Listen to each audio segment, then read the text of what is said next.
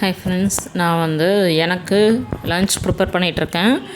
Wait லாஸில் இருக்கிறதுனால vegetable நிறைய சேர்க்கணும் அப்படின்னு முட்டைக்கோஸ், கேரட், வெங்காயம் போட்டு தோசை பண்ண போகிறேன். கொஞ்சோண்டு ஒரு கரண்டி மட்டும் வெல்ல மாவு எடுத்துக்கிட்டு அதில் முட்டைக்கோஸ், கேரட், வெங்காயம் மூணுத்தையும் கொஞ்சம் நெய்யில் வதக்கிட்டு அதில் சேர்த்துக்கலாம். முடிஞ்ச வரைக்கும் எண்ணெய் சேர்க்காமல் இருந்துக்கலாம்.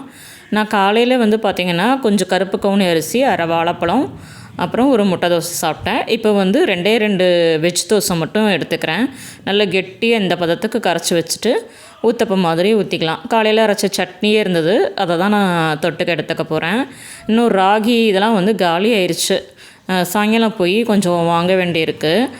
நம்ம ப்ராப்பராக நம்ம எப்படி வெயிட் லாஸ் பண்ணணுங்கிறதே சில சமயம் நமக்கு புரியாது. நிறைய வீடியோ பார்ப்போம்.